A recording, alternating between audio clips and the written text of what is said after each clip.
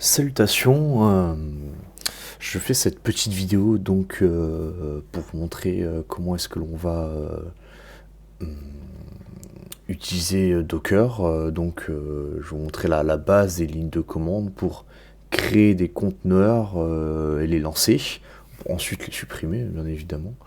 Vous voyez bien que je suis sur un environnement Windows avec l'application Docker, mais vous inquiétez pas, je vais vous faire tout ce tuto en ligne de commande de telle sorte à ce que vous puissiez l'utiliser sur une distribution Linux. Donc tout d'abord, je vais vous montrer comment créer, donc en bas à gauche uniquement, comment créer donc une image customisée. Donc là, j'ai créé un nouveau fichier sans extension qui s'appelle Dockerfile.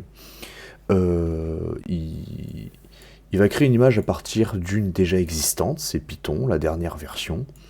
Donc là, c'est la dernière version de Python qui existe sur les repositories publics de Docker.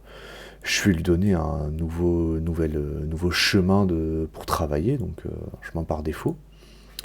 Je vais lui demander de me copier ce fichier que j'ai ici là dans mon dossier. Puis ensuite de faire une installation par rapport à ce fichier. Je vais lui demander aussi également de me copier mon script en Python et de l'exécuter. Donc la commande pour créer ma nouvelle image, elle est juste en haut à droite. Donc c'est un Docker build. Donc le tag, on va le nommer Python-image version 1.0. Et on va lui dire de choisir le fichier Dockerfile. Point. Ensuite, c'est pour rajouter tous les documents, pour prendre en compte tous les documents dans mon dossier en fait. Entrée, donc, il vient de me créer l'image. On va le constater grâce à l'application, plus rapide. Il vient de me la créer là, à l'instant. Python image, version 1.0. Donc, maintenant qu'on a cette image, on va l'exécuter. Donc, je vais créer un conteneur à partir de cette image. La commande, ça va être un docker run. Je vais lui donner un nom, test python conteneur, à partir de mon image Python image 1.0. Tac. Là, on a donc l'image qui a été montée dans un conteneur. Ce conteneur a été exécuté, donc il a exécuté ma commande, et il s'est ensuite arrêté. Donc comment est-ce qu'on va le visualiser, nous? Donc déjà, on va visualiser les images avec un docker image ls, tout simplement. On peut la visualiser ici, voilà. Et ensuite, on va faire un docker ps pour les conteneurs, -a. -a, c'est pour voir tous les conteneurs, et dont ceux qui sont arrêtés. Parce que ce conteneur-là, voilà, il a été créé à 34 secondes, et il a été arrêté juste une seconde après. Donc, ce conteneur a fait le script, il ne nous sert plus à rien. Donc comment est-ce que je vais le supprimer? Avec tout simplement un docker container prune. Voilà. Donc yes. Voilà. Maintenant, si on l'a vu juste à gauche, mais sinon on peut faire un docker psa. Voilà, il a disparu. Maintenant, deuxième option, si on veut pas créer d'image customisée, donc on va regarder en haut à gauche, on peut directement partir sur un Docker Compose. Donc là, c'est mon fichier, c'est dockercompose.yml parce que c'est du YAML.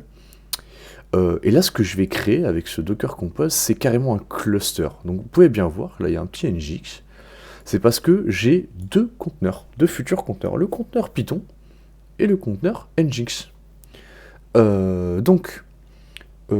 Comment lancer ce cluster? On va faire un Docker Compose.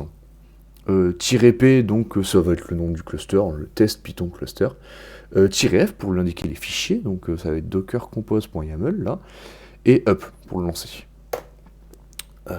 Tchac. Donc là, il me crée, voilà.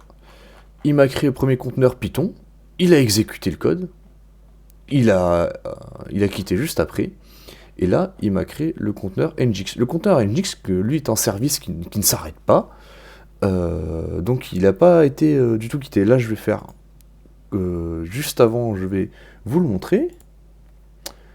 Voilà, en tapant localhost port 80, donc on a bien notre mon NGX qui tourne donc sur grâce à Docker. Tac, on peut le voir juste ici, voilà. Donc maintenant, si j'ouvre une nouvelle commande, Docker PS, voilà, on voit bien donc le NGX qui tourne, mais pas mon script Python qui lui s'est arrêté en fait. Donc maintenant, je vais vous montrer comment arrêter un conteneur. J'ai une commande toute faite, hop, celle-là est un peu violente, docker kill, paf, tous les conteneurs. Tac, donc vous pouvez voir ça m'a arrêté mon conteneur NGX, voilà, il a été arrêté. On va rester là-dessus. Donc maintenant je peux faire un docker ps-a, on a toujours les deux. Je vais maintenant, tac, aussi les supprimer tous les deux. Voilà, maintenant on peut faire docker ps-a. On a supprimé tous les conteneurs. Et là, cette fois-ci, en fait, avec le Docker Compose, on n'est pas passé par une image. On peut bien voir, ouais, on va faire en ligne de commande pour le plaisir. Docker image ls. On est passé par aucune image customisée. On est passé donc par l'image publique NGX de Docker et l'image publique Python de Docker avec les dernières versions.